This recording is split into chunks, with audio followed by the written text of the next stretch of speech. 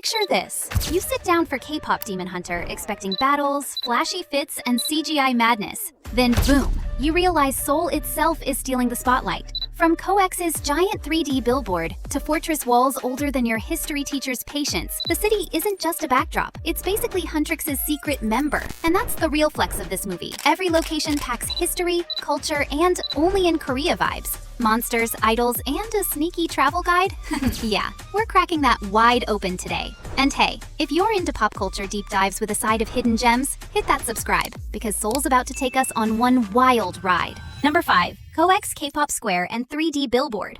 Okay, let's start big. Literally, the COEX K-pop Square. You know the one. If you've ever seen that giant 3D wave on YouTube that looks like it's about to flood the street, yep, that's the spot. And K-pop Demon Hunter wastes zero time flexing it. In the movie, Huntrix goes full-on hero mode right in front of this LED monster. And it's not just for vibes. That screen has become the billboard of Korea. It's where brands, K-pop groups, and even AR dragons show up to flex. So if you're a demon trying to invade Seoul, of course you'd pop out there. Maximum drama, maximum audience. Here's what you should know about COEX Square. It isn't just about flashy screens. Inside, you've got two of Seoul's most Instagram-famous spots. The Starfields Library with its floor-to-ceiling bookshelves, and the COEX Aquarium, which is like a whole under-the-sea world right in the middle of Gangnam. And here's a fun flex for K-pop fans. Outside the mall sits the giant bronze statue from Psy's Gangnam Style. Yep, the very horse dance anthem that basically kicked K-pop through the doors of Western pop culture. So while COEX Square looks futuristic, it's also a shrine to one of K-pop's biggest cultural mic drops. So when the movie throws Huntrix into battle there, it's saying something bigger. It's idols fighting demons in a venue as massive and complex as the battle itself.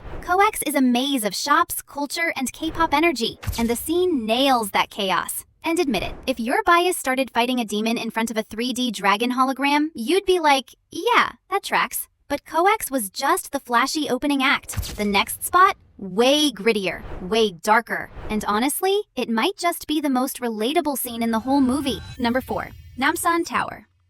Okay, picture this. Demons are swarming. The Saja boys lure fans in with your idol, the crowd moving almost like zombies under a spell. Then Huntrix counters with what it sounds like, snapping the city back to life. And all of it unfolds under the glow of Namsan Tower. This isn't just a backdrop. It's the stage of the final showdown where music becomes a weapon, the city's soul hangs in the balance, and Jinu makes the ultimate sacrifice for Rumi, giving his soul to save Seoul? That symbolism hits hard. What makes it iconic isn't just the breathtaking view. Though, yeah, standing 236 meters tall on Namsan Mountain and looking out at the entire city lit up like a circuit board is pretty jaw-dropping. It's also the vibe. This is the place where couples hang love locks on the fences, promising eternal devotion, basically the K-drama equivalent of a side quest. And at night, the tower itself becomes a light show, shifting colors depending on the seasons or events. K-drama fans will especially appreciate this spot, a favorite filming location for countless romantic dramas and movies. And here's where the tower really hits different. When Jinu sacrifices himself to save Rumi, and honestly, maybe the whole world. It's not just a sad boy moment, it's symbolic. That glowing tower on top of the city, it's like Seoul itself saying, we've got hope, we've got love, we've got acceptance. Just like the tower gives you that panoramic view of the city, Jinu's choice zooms us out to the bigger picture. Even in the middle of despair, light still wins. So yeah, in K-pop Demon Hunter, the Namsan Tower isn't just, hey, tourist spot. It's Seoul's glowing soul, keeping watch while the city battles its inner demons. Literally. And just when you think the movie can't get more soul-core than a glowing tower, it pulls a plot twist straight into the quiet, centuries-old lanes of Bukchon Hanok Village. Number 3. Bukchon Hanok Village. After watching Namsan Tower shine like Seoul's ultimate lightstick, the movie takes us somewhere completely different, Bukchon Hanok Village. If the tower is all about modern glow, Bukchon is about stepping back in time. Tourists flock here to soak up traditional Korean culture, walking through winding alleys, tiled rooftops, and hanok houses that whisper what life was like back in the Joseon dynasty. Basically, it's giving old Seoul, but with Instagram vibes. In K-pop Demon Hunter, this is where Rumi and Jinu steal a quiet moment, singing free on the rooftops. And honestly, it hits way deeper than just a rooftop duet. The song is about laying bare their secrets, and this is the one time the two actually connect. Rumi representing the present, Jinu carrying the weight of the past. which makes Bukchon perfect, a village where old tradition and modern Seoul collide. Their moment feels the same, raw, conflicted, and the truest glimpse of who they really are. Now, Bukchon isn't just a movie backdrop from the past. It's sandwiched right between Gyeongbokgung and Cheongdeokgung palaces, and it's home to over 900 hanok houses. Some are still lived in, while others have been turned into cute cafes, tea houses, and craft shops. Tourists swarm here for the traditional vibes. But heads up, residents actually live here. So yeah, don't turn their front yard into your TikTok stage. So when the film used Bukchon, it wasn't just about pretty roofs. It was a clever way to mix Seoul's history with the story's emotional heart. And let's be real, nothing says true feelings like confessing on a centuries-old rooftop with Namsan Tower glowing in the distance. Alright, next stop, Myeongdong, because even demons need a skincare routine, right? Number 2, Myeongdong Street. Okay, let's be real. If Seoul had a heartbeat, it would probably sound like Myeongdong at night. Neon signs buzzing, street vendors yelling, K-pop blasting from every shop, and your wallet quietly crying because skincare haul number 7 was totally necessary. In K-pop Demon Hunter, Myeongdong isn't just a music video backdrop, it's a whole mood. This is where the Saja boys drop their track, Soda Pop, in a chaotic street performance that feels half flash mob, half exorcism. The camera zips through glowing billboards, devoted fans, and that organized chaos anyone who's been there knows too well. Looking for that real-life experience? Stop in Myeongdong, just in front of the Myeongdong Theater. 35 Myeongdong-gil. From there, walk down Myeongdong-gil itself, the same stretch that shows up in the movie. Packed with glowing billboards, buzzing crowds, and that non-stop energy that makes the whole scene feel alive. Today, it's iconic for two things, shopping and street food. Skincare megastores practically line up shoulder to shoulder, while food vendors tempt you with tornado potatoes, tteokbokki, and yes, the Instagram-famous cheese pull corn dogs. You know the drill. Buy, eat, snap, repeat. The film nails this vibe. That Myeongdong scene captures the crush of the crowd, the thrill of live performance, and the truth that sometimes the scariest demons aren't the glowing-eyed ones. They're the ones elbowing past you in a jam-packed street.